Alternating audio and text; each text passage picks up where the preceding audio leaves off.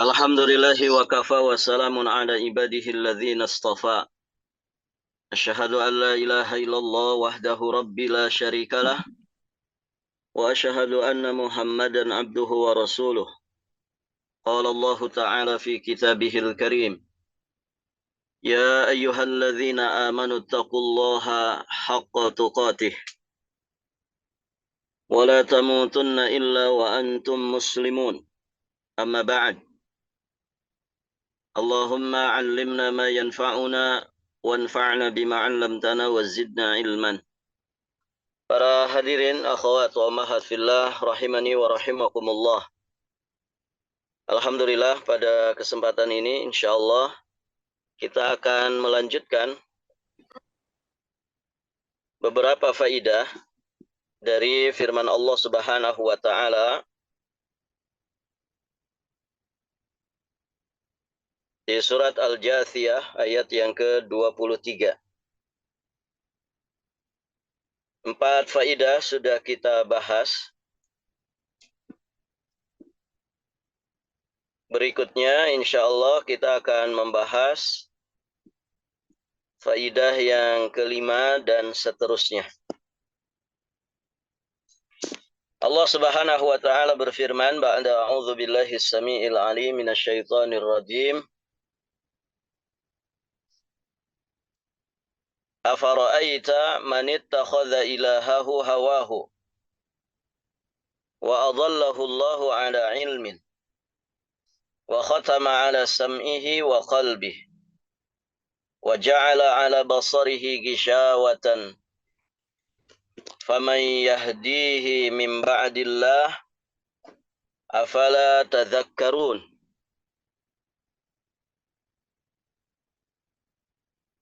Artinya, maka pernahkah kamu melihat orang yang menjadikan hawa nafsunya sebagai robnya,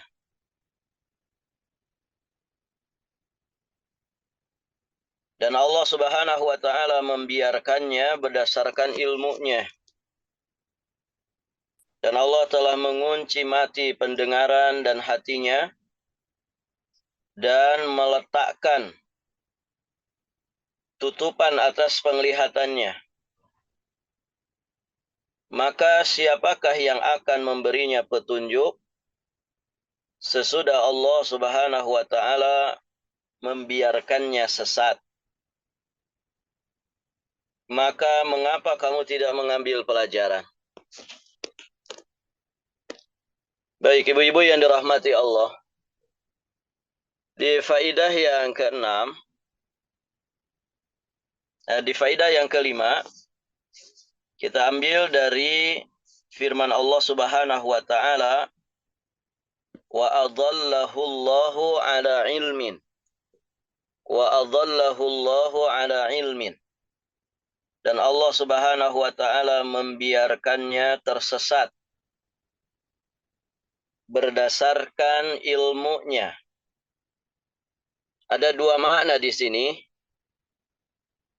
Yang dimaksud Allah Subhanahu wa taala menyesatkannya di atas ilmunya.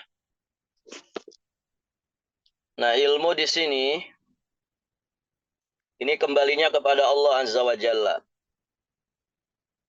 Maksudnya berdasarkan ilmu Allah. Allah menjadikan mereka tersesat, menyesatkan mereka, dan Allah Subhanahu wa taala menelantarkan mereka di dalam kesesatannya.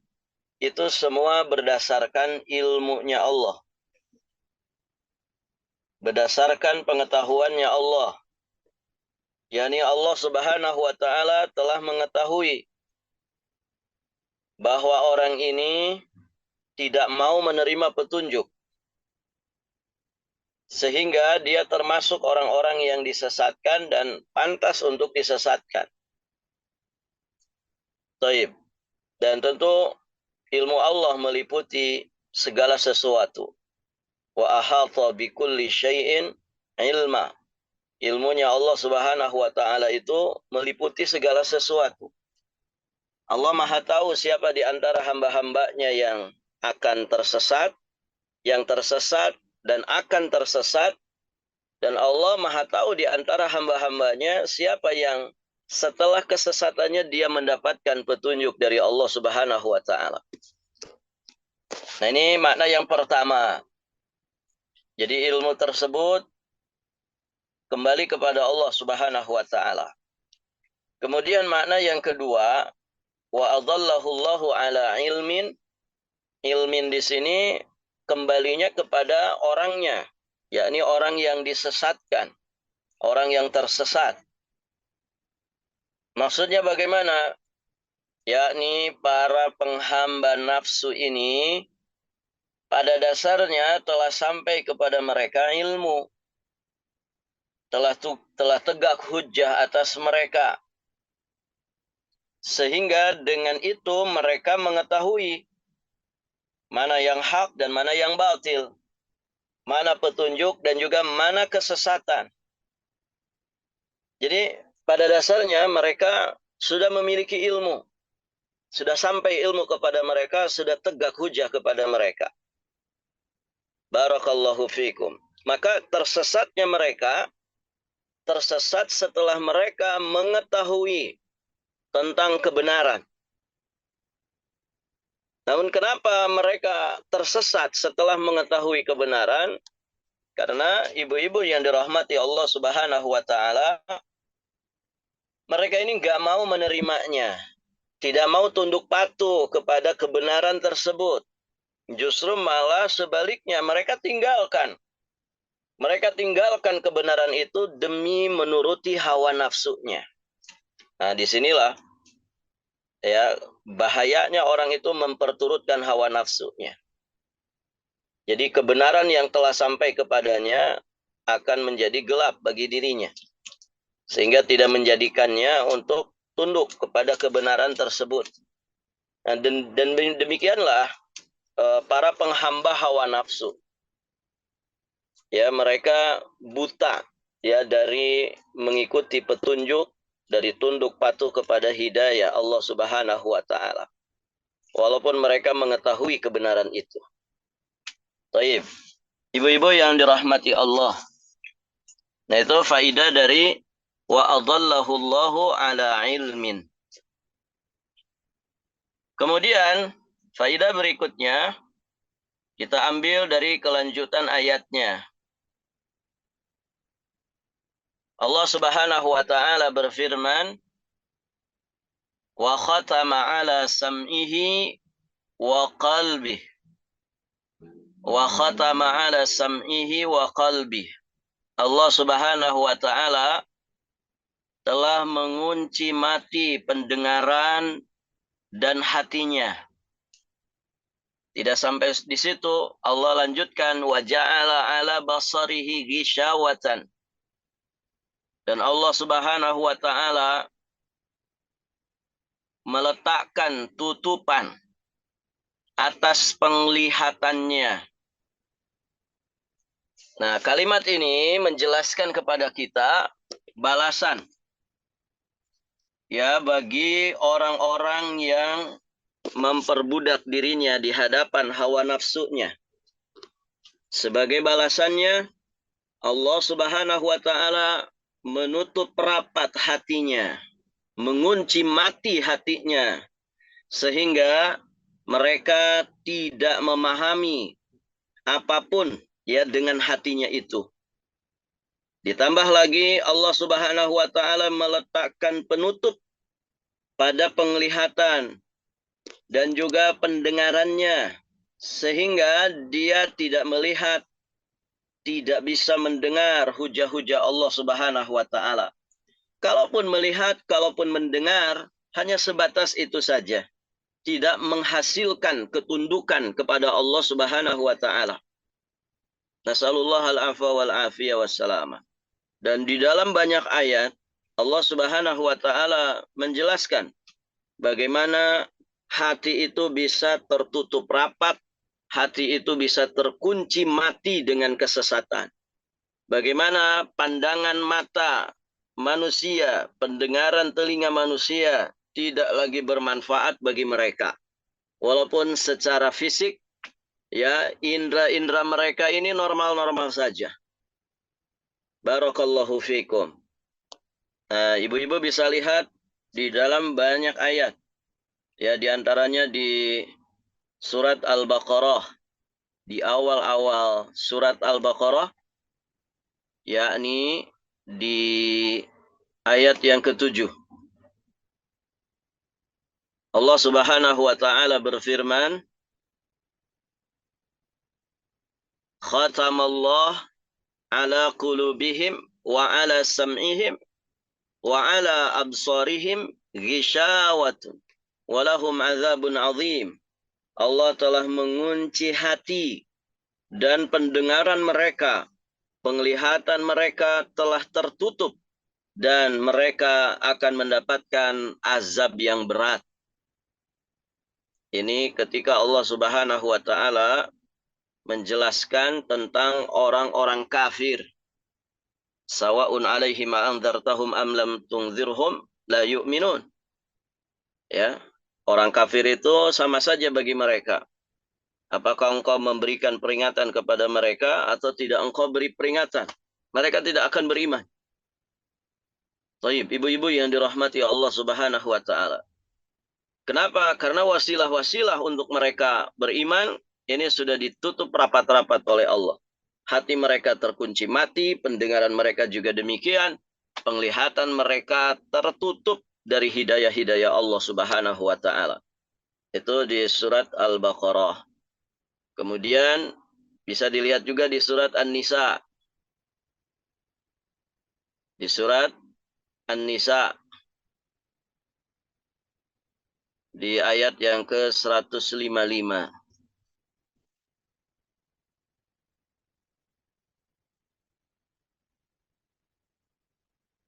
Allah Subhanahu wa taala berfirman,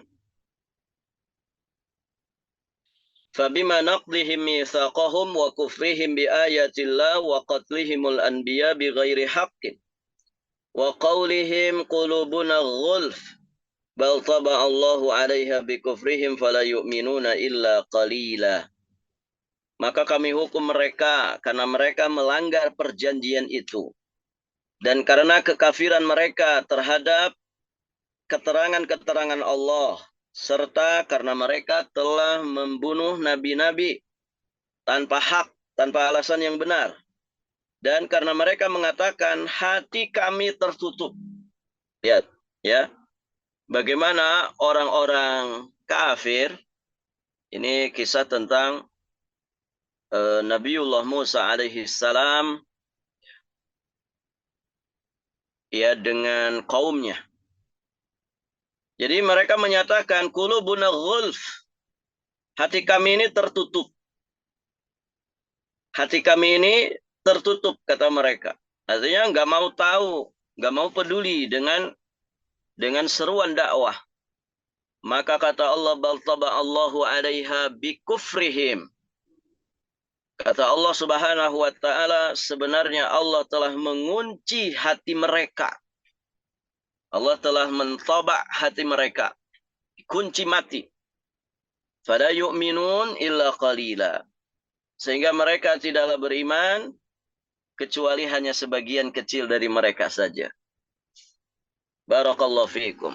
Jadi syahid dari ayat ini, ya, hati itu bisa dikunci mati, bisa terkunci mati. Taib. Di surat Al-An'am ayat 46, Allah Subhanahu wa taala juga berfirman di ayat yang ke-46. Kata Allah Subhanahu wa taala, "Qul ara'aytum in akhadhallahu sam'akum wa absarakum wa khatama 'ala qulubikum man ilahun ghairullah ya'tikum bihi unzur kaifa nusarriful ayat thumma hum yasdifun." Katakanlah Muhammad, terangkanlah kepadaku jika Allah Subhanahu wa taala mencabut pendengaran dan penglihatan serta menutup hatimu. Lihat, mencabut pendengaran, penglihatan dan menutup hatimu. Siapakah Tuhan selain Allah yang kuasa untuk mengembalikannya kepadamu? Perhatikanlah bagaimana kami menjelaskan berulang-ulang kepada mereka tanda-tanda kekuasaan kami, tetapi mereka tetap berpaling. Lagi-lagi di dalam ayat ini, Allah menegaskan bahwa Allah kuasa untuk menutup hati manusia, mencabut pendengaran dan penglihatannya dari hidayahnya. Tayyib, ibu-ibu yang dirahmati Allah. Berikutnya, di surat apa? Al-A'raf, ayat 179. Surat Al-A'raf, ayat 179. Ini ayat yang masyhur, sering kita mendengarnya. Allah Subhanahu wa taala berfirman,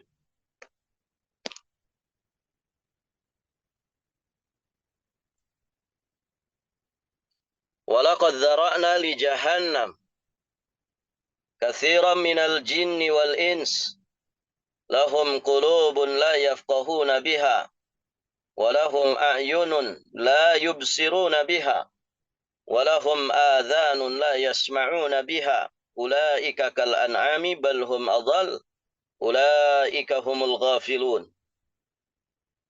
Dan sungguh akan kami isi neraka jahanam banyak dari kalangan jin dan manusia.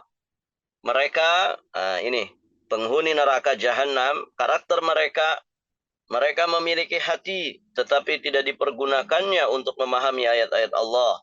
Mereka memiliki mata, tetapi tidak dipergunakannya untuk melihat tanda-tanda kekuasaan Allah. Dan mereka mempunyai telinga, tetapi tidak dipergunakannya untuk mendengarkan ayat-ayat Allah. Maka Allah menyerupakan mereka seperti binatang ternak. Bahkan kata Allah, mereka ini lebih sesat lagi. Dan mereka itulah orang-orang yang ghafil. Orang-orang yang lalai. Ibu-ibu yang dirahmati Allah. Dan ayat-ayat yang lainnya, ya silahkan dibaca, digali ayat-ayatnya. Ada di surat Al-Kahfi ayat 57. Ada di surat Thaha ayat 124. Di surat Muhammad ayat 24. Kemudian Al-Munafikun ayat yang ketiga. Dan bisa juga dilihat di surat Al-Mutaffifin ayat yang ke-14. Ya, semuanya menegaskan. Ya, kesimpulannya semua ayat-ayat ini yang kita nukilkan ini semuanya menegaskan bahwasannya hati manusia itu bisa terkunci mati, ya penglihatan, pendengaran manusia bisa kemudian dicabut fungsinya secara maknawiyah, walaupun secara fisik ya mata dan telinga mereka masih normal-normal saja. Barakallahu fikum. Dan di sini juga memberikan pelajaran berikutnya. Ini tidak saya cantumkan ya, kelupaan. Dari ayat yang sedang kita bahas ini, di mana Allah Subhanahu wa taala menyebutkan tentang hati, tentang telinga, pendengaran, dan juga tentang penglihatan. Nah, di sini berarti memberikan pelajaran untuk kita semua betapa pentingnya kita menjaga 3 perangkat ini. Betapa besarnya kedudukan 3 perkara ini. Hati, kemudian pendengaran, dan penglihatan. Ini berulang kali di dalam Al-Quran Allah menyandingkan 3 perkara ini. Maka ibu-ibu yang dirahmati Allah Subhanahu wa taala, dari sekian banyak anggota badan kita, panca indera inilah yang kemudian harus benar-benar dijaga. Kenapa ada istilah panca indera? Ada istilah panca indera. Ya, ternyata ibu-ibu yang dirahmati Allah, inilah sejatinya perangkat-perangkat yang seharusnya mengantarkan kita kepada hidayah Allah. Dengan cara apa? Dijaga ini panca indera ini secara hissiyah, lebih-lebih secara maknawiyah. untuk bisa mengantarkan kita kepada hidayah Allah Subhanahu wa taala. Jika kita menyia-nyiakannya, nasallallahu assalamah. Jika kita menyia-nyiakannya, justru indera-indera kita ini akan menjadikan kita tersesat. Indera-indera kita ini kemudian dicabut fungsinya oleh Allah Subhanahu wa taala sehingga tidak bisa menangkap sinyal-sinyal hidayah dari Allah Subhanahu wa taala. Maka penglihatan dijaga, disyukuri, dijaga dengan sebaik-baiknya. Pendengaran juga demikian. Kemudian kulit kita ini, termasuk lisan kita ini, lisan bisa membawa kepada kemuliaan dan juga bisa membawa kepada kehinaan. Lidah ini indera pengecap. Barakallahu fikum. Kemudian kulit. Ya, kulit termasuk diantaranya adalah kemaluan. Wajib dijaga. Siapa yang mampu menjaga lisannya, menjaga kemaluannya, maka Allah Subhanahu wa taala akan jamin ya baginya surga. Ibu-ibu yang dirahmati Allah Subhanahu wa taala, nah ini faidah tambahan ya. Saya kelupaan untuk mencatatnya. Silakan ibu tambahkan. Jadi faidah berikutnya, karena Allah di dalam ayat ini, surat Al-Jathi ayat 23 ini, menjelaskan tentang 3 perangkat. Berarti ini menunjukkan kedudukan yang sangat tinggi dan besar dari 3 perangkat tersebut. Yang selayaknya seorang mukmin menjaga, memelihara 3 perangkat ini dengan sebaik-baiknya, supaya bisa berfungsi untuk mengantarkan kita kepada hidayah Allah, mengantarkan kita kepada kemuliaan. Barakallahu fikum. Dan sering sekali 3 perangkat ini disandingkan oleh Allah Subhanahu wa taala di dalam Al-Qur'anul Karim, menunjukkan betapa besarnya kedudukan dari 3 perangkat ini.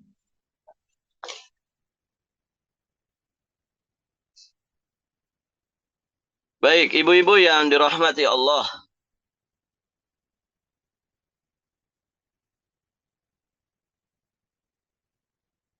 Pelajaran berikutnya,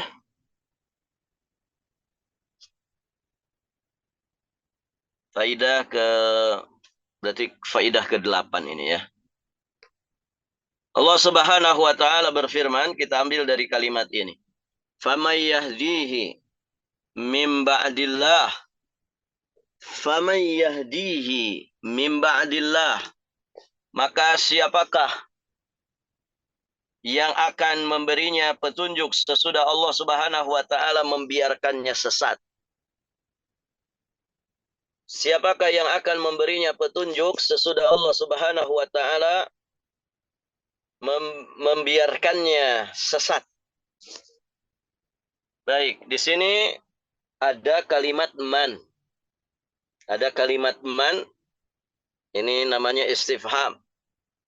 Jadi kata tanya di dalam kalimat ini, faman yahdihi min ba'dillah, ini disebut dengan istifham an-nafi.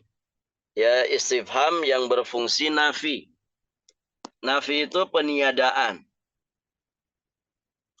Peniadaan. Maksudnya apa? Tidak ada seorang pun yang memberinya petunjuk. Nggak ada. Faman yahdihi min ba'dillah. Siapa yang akan memberinya petunjuk sesudah Allah menyesatkannya? Kalau Allah kemudian menetapkan orang ini tersesat, tidak ada satupun kekuatan. Tidak ada satupun pihak yang kemudian bisa menjadikan dia mendapatkan hidayah. Jadi ini istifham nafi. Kata tanya yang berfungsi menafikan. Tidak ada seorang pun yang memberinya petunjuk. Kenapa? Karena Allah Subhanahu wa taala telah menetapkan orang ini tersesat. Allah Subhanahu wa taala telah menutup baginya semua pintu-pintu hidayah dan justru terbuka di hadapannya pintu-pintu kesesatan. Nasallallahu al-afwa wal afiyah wassalamah. Namun ada satu hal yang menjadi catatan kita, Ibu-ibu yang dirahmati Allah, ketika ada orang ditetapkan dia tersesat, Allah biarkan dia tersesat, barakallahu fikum, tidaklah bermakna bahwa Allah Subhanahu wa taala menzolimi dirinya. Tidaklah bermakna bahwa Allah Subhanahu wa taala menzolimi dirinya. Namun justru dia sendirilah yang menzolimi dirinya dan yang melakukan berbagai macam hal yang dapat mencegah rahmat Allah atas dirinya. Artinya, ya pantas orang ini tersesat. Ya, karena dia memposisikan diri ya sebagai penentang kebenaran. Ya pantas kalau kemudian dia dijadikan oleh Allah Subhanahu wa taala sebagai orang yang sesat. Waliyadzubillah, sebagian mereka juga berupaya menyesatkan orang lain dengan kesesatannya itu. Baik, ibu-ibu yang dirahmati Allah, maka ya di sini memberikan pelajaran yang berharga kepada kita untuk kemudian kita banyak-banyak meminta petunjuk kepada Allah Subhanahu wa taala dan meminta keistiqomahan di atas hidayah. Rabbana la tuzigh qulubana ba'da idh hadaitana wa hab lana min ladunka rahmah innaka antal wahhab. Ini doa yang sangat penting untuk selalu kita baca. Ya, atau doa-doa Allahumma inni as'alukal huda wat tuqa wal afafa wal ghina. Ya, kita tidak pernah tahu ya dengan nasib kita. Kita tidak pernah tahu dengan apa yang terjadi pada diri kita. Manusia hanya berikhtiar memilih jalan-jalan kebaikan dan berusaha untuk istiqamah di atasnya. Ya, selanjutnya pasrahkan kepada Allah dengan doa-doa terbaik kita. Taib, ibu-ibu yang dirahmati Allah, semoga Allah menjadikan kita hamba-hamba yang istiqamah di atas hidayah. Taib, faidah terakhir.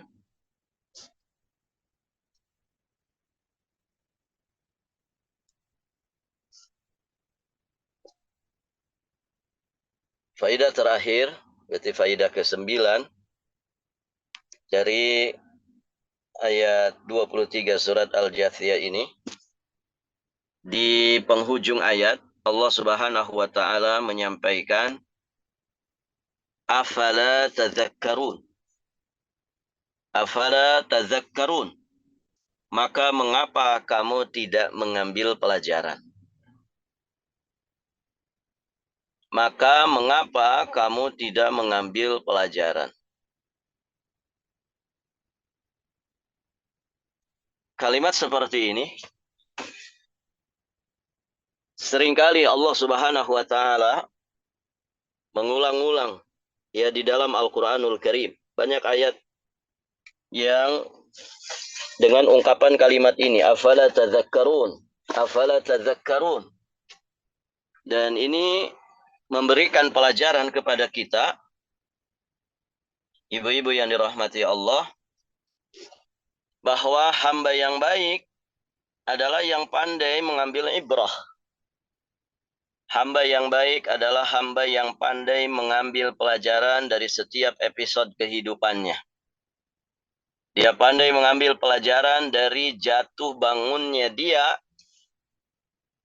ya di dalam menjalani kehidupannya di dunia ini. Taib, ibu-ibu yang dirahmati Allah.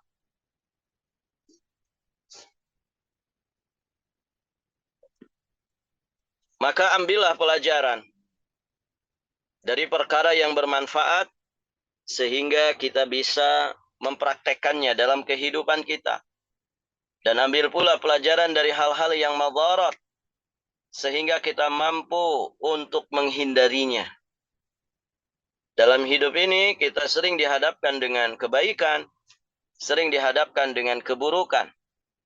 Maka ibu-ibu yang dirahmati Allah, ambil pelajarannya dari apa yang bermanfaat supaya kita bisa menirunya, supaya kita bisa mempraktekkannya, dan ambil juga pelajaran dari segala sesuatu yang madarat. yang menimpa diri kita atau menimpa orang lain.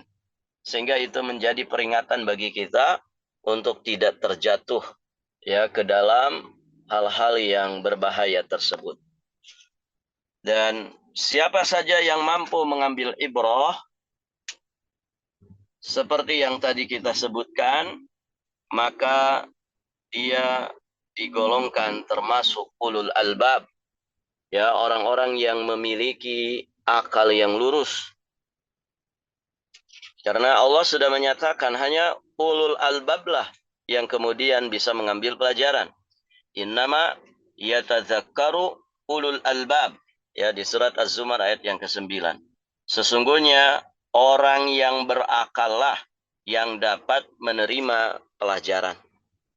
Maka di dalam Islam termasuk maqasid asy-syariah yang sangat agung dan besar sekali adalah hifdzul aqli.